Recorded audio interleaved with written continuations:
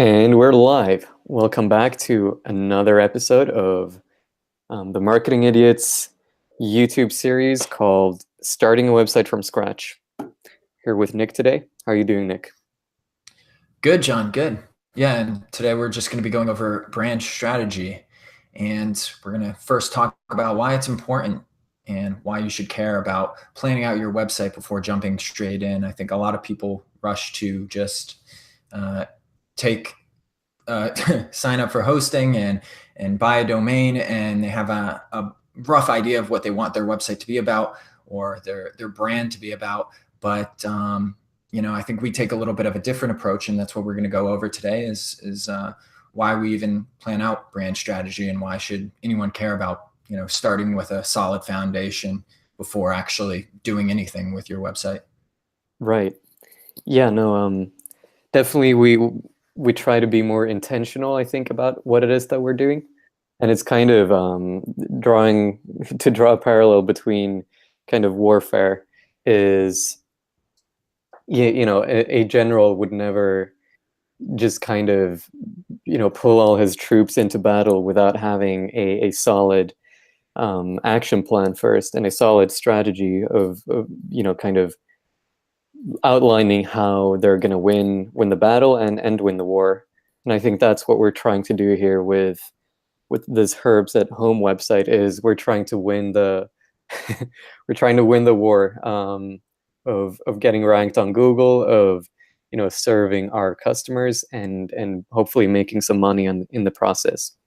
So And it yeah, helps to go ahead. I Sorry. think the main benefits of doing a brand strategy specifically is kind of just having clarity of mind, and also because and I think we'll see this in hopefully in what we'll be doing today, that we're probably going to go into it with one idea of what this website will be like, and then kind of come out with another idea that's hopefully more solid.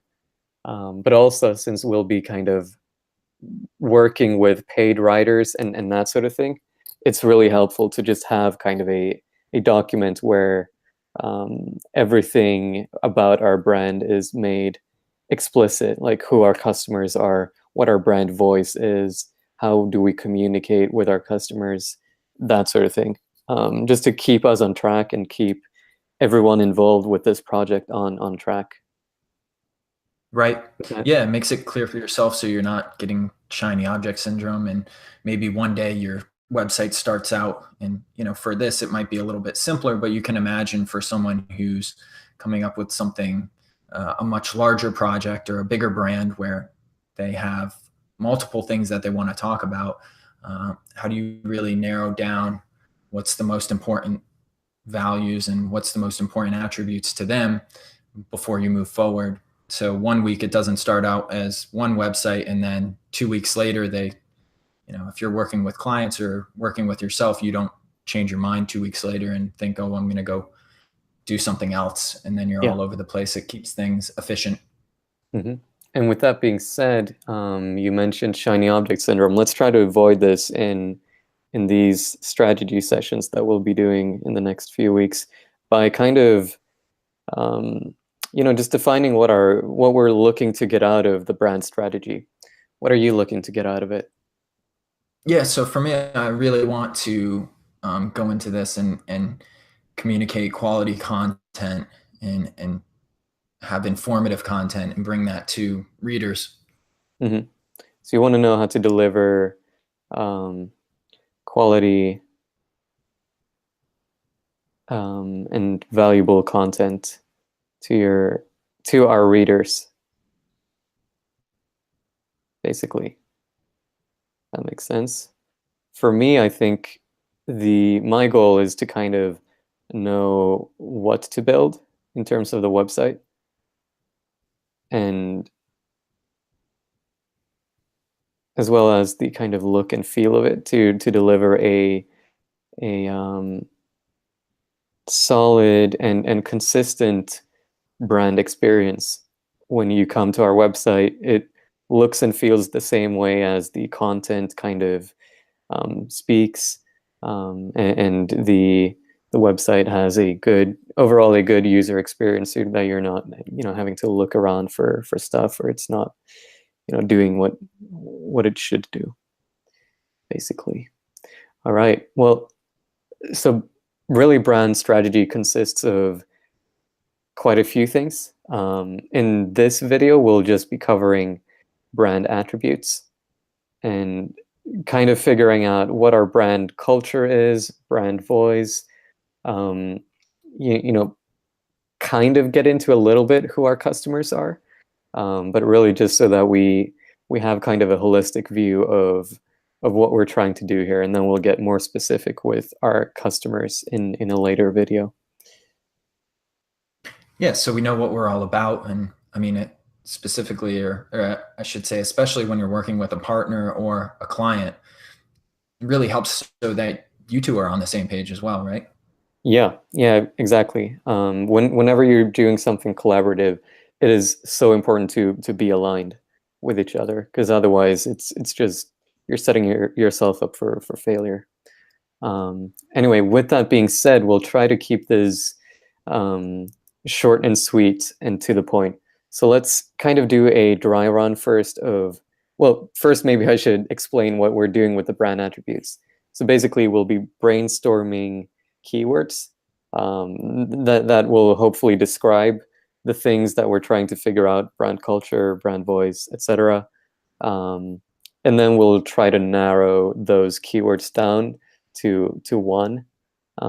Usually we scaffold towards it by narrowing it down to first 3, and then to 1. Makes it a little bit easier. But today, in the interest of time, we're not going to do that. We're just going to narrow it down right away, basically. So yeah, let's just do a kind of dry run of doesn't have to be about anything in specific. That's a hard word, apparently.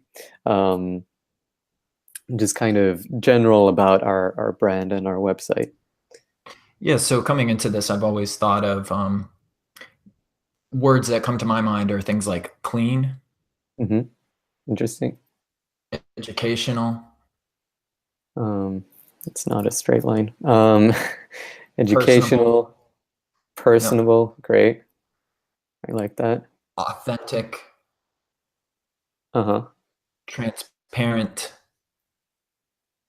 Authentic, transparent. Uh-huh. Open, Yep. maybe. Open, kind, Kind. informed. Informed. That's a good one. What about our customers? Are they, just in terms of gender, are they mostly male, female? Mostly female. Okay, so maybe female friendly or something. Yeah, I think our customers are probably going to be conscious about what they put in their body. Uh-huh. Conscious, especially health conscious. Definitely. They're also going to be a little bit curious. Okay. They're going to want to know more about something. Yeah. Health conscious, organic, maybe. Yeah.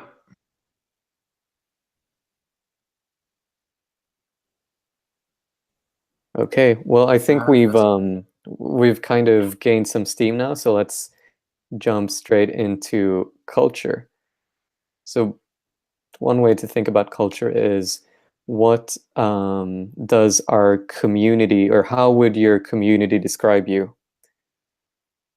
Sure. So I think our community is ideally, I'd like to have them describe us as personable or approachable, if you want to put it in another way.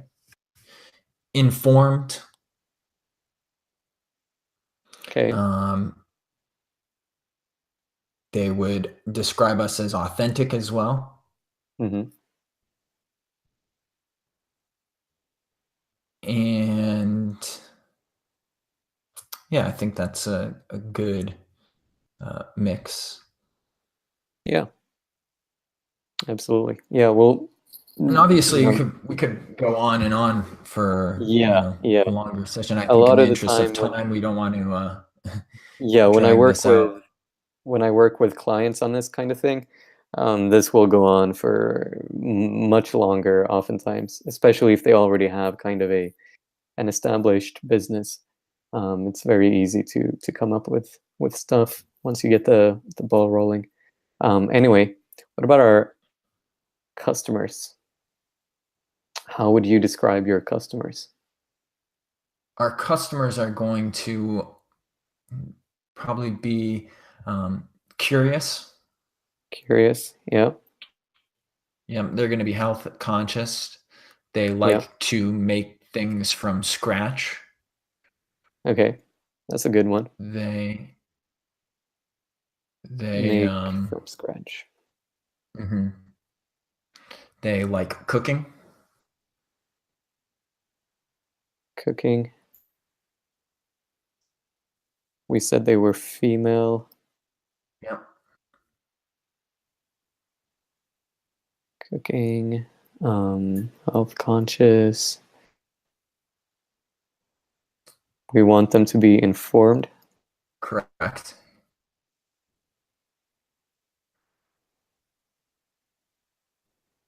Anything else?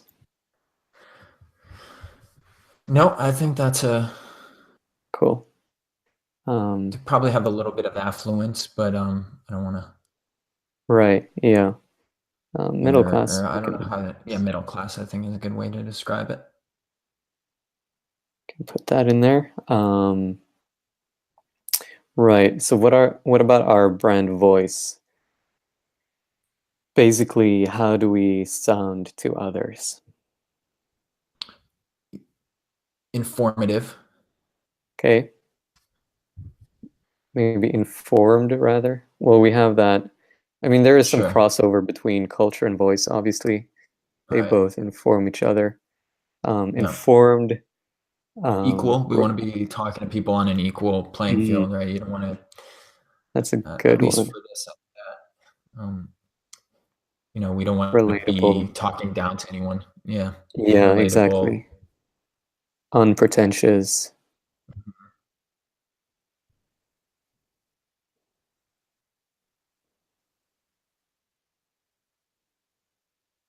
Um, Open, honest, I think. Definitely. Something that we aspire to be. All right. Cool. Let's move on. What what about the feeling? How do others feel after interacting with us? Uh, they feel educated. Educated? Yeah. They feel listened to.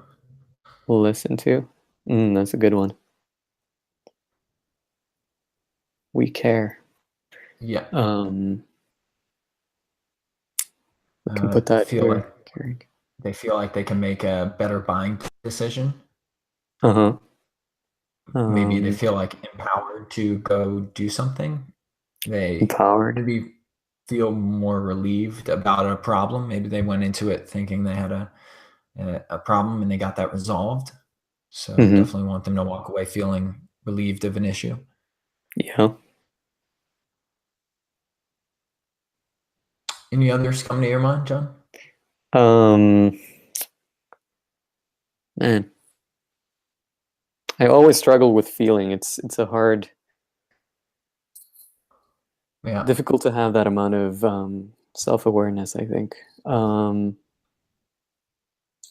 yeah, I think we want them to definitely feel like we want them to feel confident that's a in great one. whatever. Yeah, if they want to make like a if they're looking up some product because they're trying to make a decision about whether or not they want to buy it, we want them to feel confident in their decisions, confident Absolutely. consumers.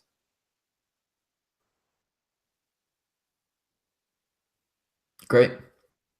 Okay, let's move on to impact. So what tangible impact do we have on others?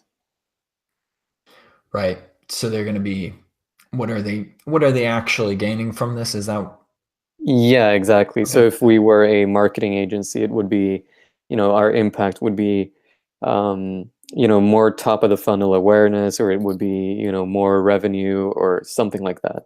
Right.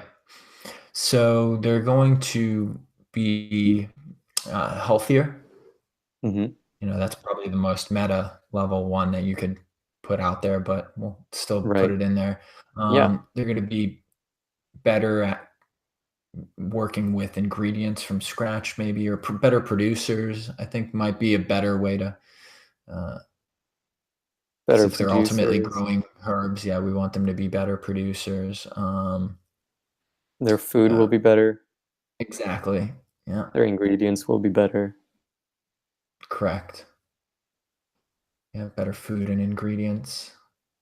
Um, They're going to be better consumers. Maybe they're a little bit more conscious about things than before when they went into this. Hmm. Conscious. Yeah. Cool. Let's leave it at that. I think All right. it's pretty good. And then finally, what's our X factor? So this is basically, what sets us apart from the competition. Now, do we have a lot of competition in this space? Well, I think this is probably going to be our X factor. We're in an interesting space where we're, I think, trying to position this, or maybe not, but it's in between the people who really like gardening and are out in the dirt, and maybe they're working out in a small mini garden, or they're farmers, Mhm. and the people who like to cook at home with ingredients from scratch. Maybe they cook with their significant other. They like to. They're not consumers of ramen noodle per se. They're more people Right. who really like to. They probably have a nice home cooking set. Maybe a nice range. Hmm. They are interested in specialty knives, or they have a nice cutting Right. board. They're so having said that, I think that the fact that we're just focusing on, you know, this very niche thing of the herbs that people will be using in their food and ingredients, and how they can grow those at home. Hmm. We're not trying to come up with growing, a whole garden, and we're not Right. also talking about cooking. So I think we're really just Okay, talking so about we've herbs. kind of honed in on just this one thing, Mhm. which is kind of herbs at home. um, so we're not doing, um, it's specific to indoor herbs. Correct. Yeah, because maybe they're live in a city, right? Maybe they Yeah. don't have any plot of land, or Yeah, uh, there are lots of foodies in like New York City mhm, who like to absolutely. who like to make food, They might great just have food a at home. small balcony where they Yeah. only have limited space, but yeah. Hmm. Yeah, no, I think that's great because it kind of sets us apart, because I think our main competitors really are gardening blogs, and as well as to a certain extent cooking blogs. But I think this is really kind of in that kind of gray space. I think it Gary Vee who talked about, um, how he'd been in a meeting with, Heineken or something, and he was talking to them, to these corporate executives about how, they would be able to, how he would help them compete with, I don't know, like other beer brands basically. And they kind of laughed at him because they're competing with so much more than just, other beer brands. They're competing for people's throats or something. Competing with water, competing with soda, all of this stuff. Yeah, So I no, think that's right. having that kind of plastic view of competition and markets is makes more sense than being very kind of rigid about it and thinking, oh, we're only competing with other people who are writing about indoor herbs. Yeah, no, you're hit the nail on the head. I think that's right. Okay, cool. Some other things you talked about clean before. I think, you know, when you're out in a garden, you tend to get a bit dirty, but I think with these indoor herbs, it's kind of a cleaner experience. Um, Yep. if that makes sense. Yep. There may be people who yeah, go to work and they come home and they want to cook a healthy meal. Uh, they're they're also busy, right? They don't have tending to a full on garden takes a lot of time. I Right. think that this is uh, partially something that they want to get good ingredients or they want to spice up their food a little bit, but and they like doing things from scratch, but they don't necessarily have the time to allocate to a full blown garden. Mhm. So yeah, Yeah. yeah, they No, maybe that live makes in the sense. city. I think how we describe that of someone who's living in the city is also spot on. So, Yeah, or in New York City, exactly. you know. Some young professional who takes up cooking as a kind of hobby. Correct. Absolutely. Well, let's go back now and kind of pick out just one of these. Normally, we would kind of scaffold towards this, but in the interest of time, let's just get into it. So culture, Yeah, I think personable personable probably. culture. Yeah, Personable. personable Okay. sounds like the best one for us. Yeah. Yeah. Yeah, because I think that kind of encapsulates a lot of these, at least approachable, authentic, and caring. Right. Um, yeah. Customers. Um, I like make they make things from scratch. I think that one's good. I could also go uh with curious if we're going a little Curious. bit more level meta level, but I'll let you make Uh-huh. that final call. Yeah, I really like make things from scratch because I think that that's really what sets them apart from other people. Yeah, if they didn't want to use if they didn't want if they were using dried herbs or spices Right. that are you can buy at the supermarket, they want to be growing herbs in the first place. So they definitely have to Yeah. like to do things from scratch or have a more authentic experience when they're cooking. Hmm. Um, to the Right. voice. Voice. Yeah. I don't know about I you, but I like really liked what you said about equal. yeah, definitely, definitely. Yeah. Because that also ties into kind of relatable, unpretentious, open, all of these different things. Also what can set you apart, right? I mean, people probably can't relate too much. They enjoy watching a high-end cooking show on the Food Network, but that might not always be the most relatable Yeah. experience to them. Yeah, and what I think what's really big now is kind of these, you know, shows with amateur chefs who are trying to become professional, and that sort of thing. At least that's the way it is in Sweden. I don't know about Right. America, but yeah, feeling. Um, how do we want them to feel? Um, I like educated or confident consumers. Uh-huh. I think educated, because we're not just trying to kind of make them buy stuff all the time. Right. Um, we're really trying to create valuable content, and by doing that, build trust and kind of leverage that into selling, I or, think that's a or great point. recommending products. Okay, impact. Healthier is one. Yeah, I think the biggest one that stands out to me on this section is ultimately, I think we're going for them to have better food and better ingredients to work with. Mm, yeah, true. Yeah, I think that's a very good and specific impact, because I think in general the more specific that you can go with an impact, the better, just to kind of eliminate distractions. Um, in terms of the X factor, I really like the specific to indoor herbs. Yeah, I think that we really hashed out that idea, and that one's one that probably stands out the most to me. Yeah, exactly. So So then, now if we ultimately, what were can we do with these? right, yeah, good question. I mean, what we'll do now immediately is just kind of turn these into a sentence, and see if it sounds good or not.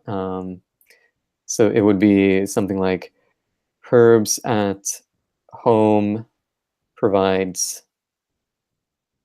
and this is obviously we don't really have any tangible products that we're trying to sell. It's a very content-driven business, so something like we provide, informative or informational, or educational content, um, to who's our consumer, um, to customers who, Who make things from scratch, or yeah, exactly. Thank you. Who make right, things from scratch, or who want to make things from scratch, perhaps. right, Um, and in a kind of in a personable environment. okay, Get the culture in there. yeah, Personable environment. I'm not gonna bother spelling that's all environment. right. In the interest of time, Yeah, personal exactly. environment, and then to wrap it up, we say, With a hold on. With a with an equal voice. okay, And so obviously we that, can later on work on phrasing this in a less awkward way, because right now I'm just kind of plugging and playing. yeah, no, it Um, works, I think. yeah, yeah. So and helping them feel, um them feel educated All right, we'll get that in there. and make better food. Okay. Ingredients or something like that. Yeah, Yeah. Something like that. I like that. Yeah. Kind of So a ghetto mission statement or something. yeah, but I mean, it's great because we've started out with something completely, at least in my mind, I had something totally different vision of this, and then it leaves us with a really solid, well, maybe not solid in grammar structure, but you can see how you could massage this sentence, and it leaves you with a really solid statement that you can pass on to anyone Yeah. who you're working with, or if you have a client customer relate, or if you have a client relationship, you guys are both now on the same page, and at least for us, anyways, I think that this really clears up, what Yeah. we're all Who we about and who are, we're what going we after. do. Exactly. Yeah, Really who and we even are, it. what we do, and who we do it for. Yeah, yeah. Even without the sentence, just talking through the different things, and or the different Yeah. attributes, I should say, and how people are going to view us, what kind of voice we want, gets us on the same page, and gives us clarity. So moving forward, we know exactly what to build the site around. And Hmm. again, we kind of talked about this in the last video. This might be a little bit overkill for this type of website, but you could imagine a larger project where this really is essential Yeah. to clear things up. So if you have a much bigger brand, yeah, it keeps things concise. Hmm. Absolutely. Helps you stay on track and have a kind of, a clear idea of what you're trying to do. All right. Absolutely, Well, I think we should try to wrap things up. I We've would agree. Yeah, yeah. If you've stayed with us thus far, then big kudos to you. Hopefully you've been watching this on like 1.5x speed or something, just to kind of move things along. We Yeah, know that this is probably a bit long, but we're trying to keep it as short as possible and be respectful of your time. So in the next episode, we'll be kind of diving a little bit deeper into our ideal customers or ideal audience, the kind of demographics and psychographics of those, and making kind of user profiles or something along those lines. Yeah. Anything else John. you want to add? No, I'm all set on my end. I think that this was a really good experience. Cool. Yeah. Yeah, we'll talk to you guys next week.